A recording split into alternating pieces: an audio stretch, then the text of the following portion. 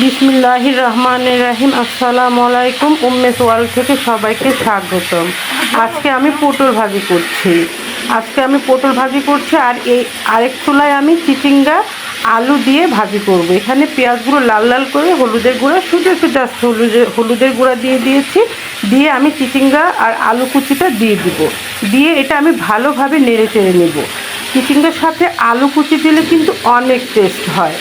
আজকে ভেবেছিলাম কোনো ভিডিও করব না, আজকে খুবই গরম পড়েছে, কিছুই ভালো লাগছে না যে কোনো রকম রান্না করে চলে আসব। কিন্তু যখন আমি চিচিঙ্গা ভাজি করছি সাথে পটল ভাজি করছি, ভাবলাম যে একটু ভিডিও করেই ফেলি।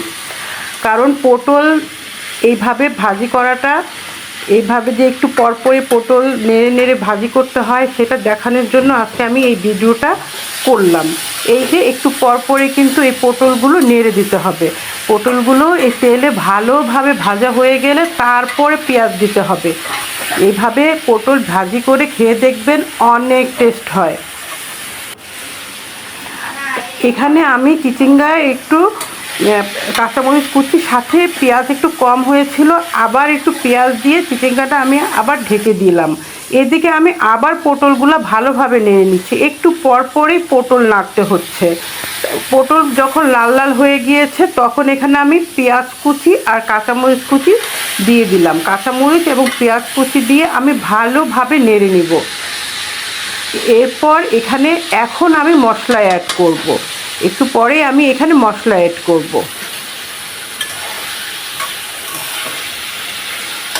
আমি একটু ভালোভাবে নেড়ে নিচ্ছি।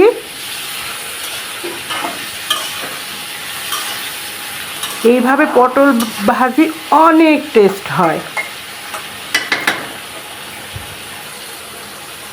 এখন আমি এখানে মশলা দিয়ে দিব।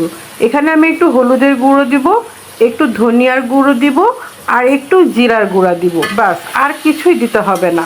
দিয়ে এটা আবার ভালোভাবে নাড়তে হবে।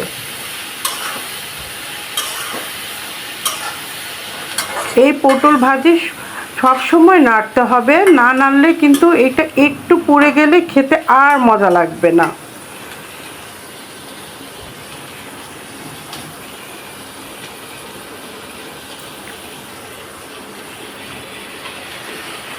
এদিকে আমার চিচিঙ্গার কি অবস্থা, এই যে চিচিঙ্গাটা আমি এখন ভালোভাবে নেড়ে দিব।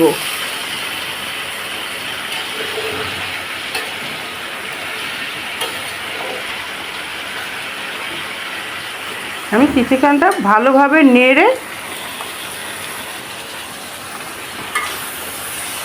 দিচ্ছি। এদিকে পটল ভাজিটা আমি আরও নাড়ছি।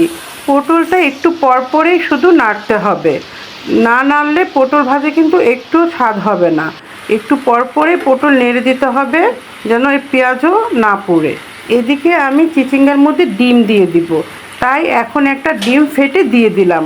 দিয়ে আমি এটা ভালোভাবে নেড়ে নিব। চিচিঙ্গার সাথে ডিম দিলে অনেক টেস্ট হয়।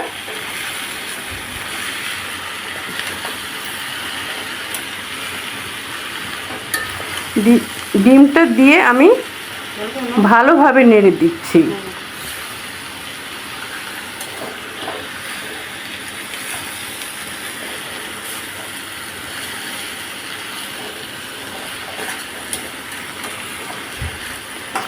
আজকে প্রচুর গরম পড়েছে। দুপুরবেলা এই গরমে আম ভর্তা খেতে অনেক মজা লাগবে, একটু আম ভর্তাও করব।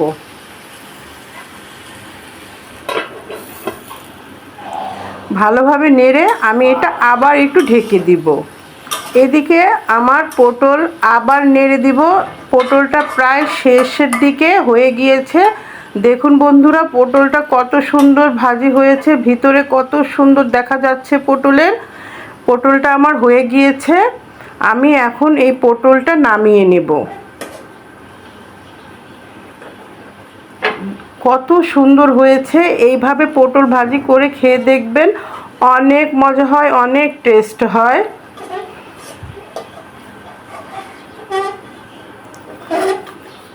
এই পটল ভাজিটা আমি আমার শ্বশুরবাড়ি থেকে শিখেছি। আমার শ্বশুরবাড়িতে এইভাবে পটল ভাজি করে আমি সেখান থেকেই শিখেছি।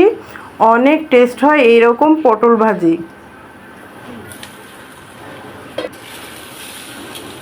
হয়ে গেল আমার পটল ভাজি। এদিকে আমার চিচিঙ্গাটাও প্রায় হয়ে গিয়েছে, আমি চিচিঙ্গা ভাজিটাও নামিয়ে নেব।